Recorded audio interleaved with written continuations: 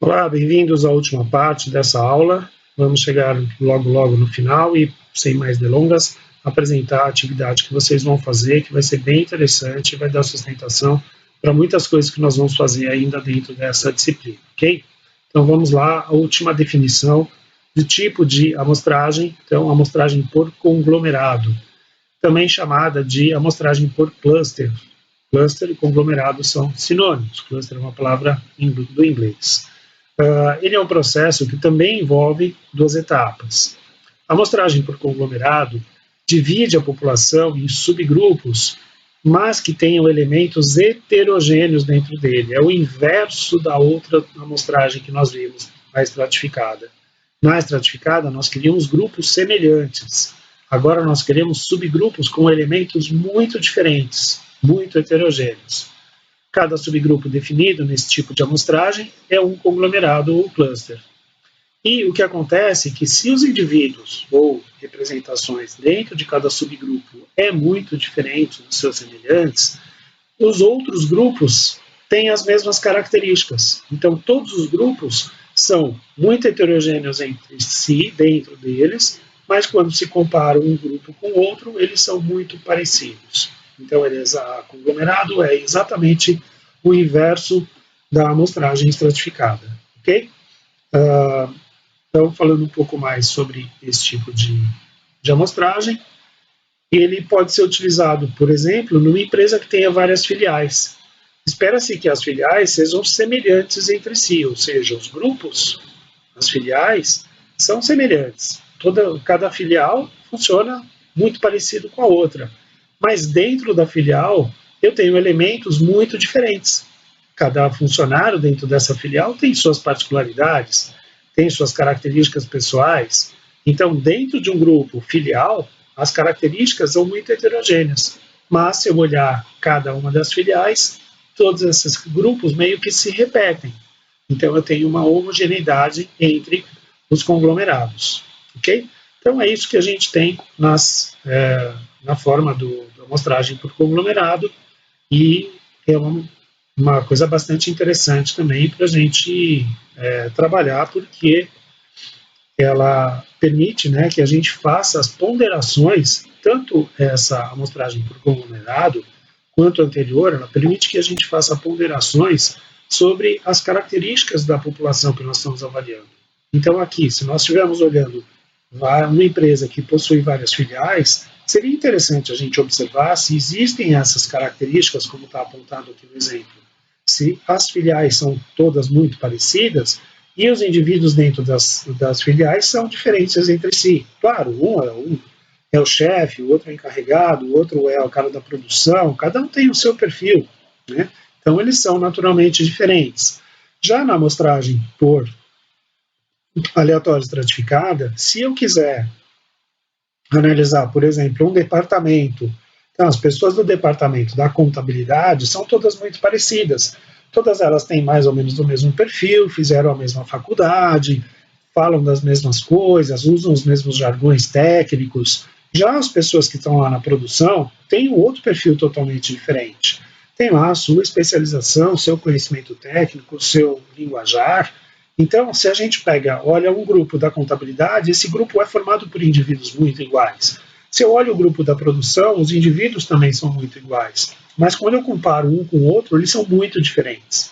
Então, nesse caso, a gente usaria aleatória estratificada. Se seria como exemplo da empresa com filiais, a gente poderia usar o exemplo da amostragem por conglomerado. Ok? Então, esses são os 6 tipos de amostragem e a gente deve escolhê-los de acordo com o que a gente tem, né, na nossa população, as características da nossa população, mas também o quanto a gente tem de tempo, quanto a gente tem de recursos, tudo isso, se é possível a gente estabelecer alguma ordenação, né, na nossa amostra, ou se eu vou conversar com pessoas aleatoriamente na rua, ou se eu tenho alguma característica de menor proximidade com as pessoas, tudo isso influencia no tipo de amostragem que eu vou escolher, ok? Então, a gente pode passar para a preparação da nossa atividade de hoje. Uma das etapas mais importantes de toda a coleta de dados, como nós já dissemos, é o planejamento. Geralmente, ele pode ser feito por meio da determinação de um roteiro ou de um checklist. Para ser eficiente, esse roteiro deve ser elaborado e revisado a fim de evitar falhas. Então, a gente faz, revisa, melhora, faz de novo, vai melhorando gradativamente, né? O primeiro item desse roteiro ou checklist é definir o objetivo da pesquisa. O que eu quero com essa pesquisa? Então, a primeira coisa, quando eu vou fazer uma pesquisa, é me perguntar o que eu quero dela. Então, por exemplo, determinar o perfil dos funcionários da empresa. Com qual objetivo? Pode ser que eu queira fazer uma pesquisa de clima, saber como está o clima organizacional da minha empresa. Um outro objetivo seria entender a capacidade técnica do meu pessoal, saber se eu preciso dar mais cursos para eles, investir mais em treinamento ou capacitação. Outra característica seria eu conhecer as características físicas da minha equipe para comprar equipamentos de proteção individual. Outra seria eu conhecer a idade das pessoas para saber como é que está a carreira delas e a proximidade de aposentadoria. Então eu preciso entender o que eu quero desse perfil, qual é o objetivo da pesquisa. Tá?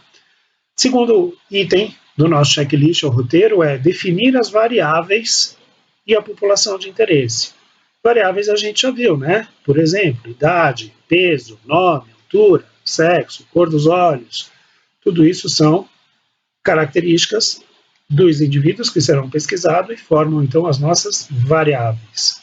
O outro elemento que faz parte desse item do checklist fala sobre a população de interesse, né?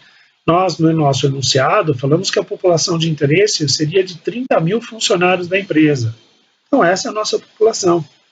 Mas eu vou fazer na minha pesquisa, eu quero conversar com as pessoas que são da região da metropolitana de São Paulo. Ok, então essa é a sua população de interesse. Não, eu quero conversar com as pessoas que moram na Baixada Santista. Ok, a população é a população da Baixada Santista, ou todo o estado, todo o país, enfim, a gente vai determinar e faz parte do nosso checklist, do nosso roteiro. Isso precisa estar registrado, né? Planejado e registrado. O terceiro item da nossa lista, o roteiro, o checklist, é definir qual sistema de coleta. Nós vamos fazer um censo ou uma amostragem? Bom, já falamos que censo raramente a gente faz, então vamos fazer uma amostragem. Nesse caso, qual método vamos utilizar? Quais daqueles 6 tipos nós vamos usar? Então, vocês vão pensar em qual tipo é mais adequado dentro da pesquisa que vocês vão planejar nesse momento. Qual o tamanho da amostra? Com quantas pessoas vocês devem falar que seja representativo de toda a população? Né? Preciso saber com quantos eu quero conversar para buscar isso como uma meta. Né? Quais são os meios de obtenção? Eu vou telefonar para as pessoas, eu vou fazer questionários, eu vou abordar as pessoas na rua, eu vou mandar mensagem para uma rede social. Qual vai ser o meu método de obtenção dos dados? Isso também tem que estar planejado e registrado. Quarto item, coletar os dados. Uma vez que eu já fiz todo o planejamento, já tenho as variáveis, como eu vou abordar as pessoas, quem elas são, de que maneira eu vou fazer a minha pesquisa, eu posso então partir para a pesquisa de campo. Coletar os dados. Nessa etapa é necessário que o pesquisador tome cuidado de não criar viés. Exemplo, não é possível que se tenha respostas enviesadas realizando perguntas como você não está feliz com o seu trabalho? Você acha que está ganhando pouco? Claro que as pessoas iriam dizer que não estão felizes, que estão ganhando pouco. Você está puxando, né, a resposta na própria pergunta. Isso deve ser evitado ao máximo. Né? Perguntas com negativas ou com ênfase em determinados termos podem acabar influenciando as respostas dos entrevistados. Então, a gente tem que tomar cuidado como a gente vai fazer as perguntas. E anotar quais elas são também, fazem parte do nosso planejamento. Né? Revisar os dados coletados. Então, fomos para a rua, pegamos os dados, agora nós olhamos para os dados e eles têm que fazer sentido. Se eles não fizerem sentido, a gente tem que perceber que há erros. Né? Então, por exemplo, uma pessoa que responde que ela tem um nível de gerente, mas na outra pergunta ela responde que está desempregado, será que isso está certo? Ela é gerente e está desempregada ao mesmo tempo? Né? Então vale a pena vocês olharem a coerência das respostas das pessoas para ver o que a gente vai fazer e anotar e separar essas respostas para serem criticadas ou levadas a uma decisão maior, ok? Então agora que nós já estamos preparados para a nossa atividade, aqui vai ela. Nós vamos fazer esses 3 itens, que é o planejamento, coleta dos dados e apresentação dos resultados. No item planejamento, nós vamos definir objetivo, variáveis, população de interesse, método de amostragem, tamanho da amostra e características da amostra. Ok? Então, nós vamos dizer qual o objetivo, o que eu quero da pesquisa, quais variáveis vão ser utilizadas e serão objeto das perguntas, qual a minha população de interesse, qual daqueles 6 métodos de amostragem eu vou utilizar, qual o tamanho da minha amostra, o que seria ideal para mim em termos de amostragem, quais são as características dessa amostra. Eu vou chamar algumas pessoas para conversar, o que elas têm em comum, por que eu cheguei nessas pessoas, por que eu não fui buscar outras. Então, eu vou descrever quais características dessa minha amostra. E aí eu vou coletar os dados, vou fazer uma pesquisa e vou trazer no mínimo 100 respostas. Ok? Apresentar os resultados, analisar os resultados, apresentando eles e as suas considerações. Então, se os dados estão inconsistentes, ou se estão legais, se notaram algum viés, tudo isso vocês vão apresentar nessas considerações. No link abaixo, vocês vão colocar essas informações, todos esses itens aqui, vão ser colocados numa pesquisa que está no Google Forms, tá? Aqui nesse endereço, aqui na última linha. Tá? Lá no AVA tem também esse endereço destacado para vocês não precisarem ficar digitando isso aqui, ok? Então, só pegar lá o Ctrl+C e jogar no navegador, acessa e aí responde a pesquisa, ok? Quando vocês acabaram de responder a pesquisa, vocês vão receber uma mensagem respondido com sucesso ou algo equivalente. Tira um print dessa tela e posta no fórum da nossa disciplina, ok? Então, o processo deve ser: você coloca a sua pesquisa no ar, faz o planejamento, coloca a pesquisa no ar, analisa os resultados, e aí você entra naquele link, responde lá no Google Forms todos os itens, desde o planejamento até o resultado final. Quando acabou, observa lá o resultado, você concluiu a sua pesquisa, obrigado pelos seus dados, ou alguma mensagem desse tipo, tira um print dessa tela e manda o print no nosso fórum, porque é por lá que a gente está controlando as atividades de vocês, as presenças, enfim, a participação de todos, ok? Então vocês vão ter tanto a apresentação no Google Forms, quanto enviar no fórum da disciplina ou a mensagem do respondido com sucesso, ok?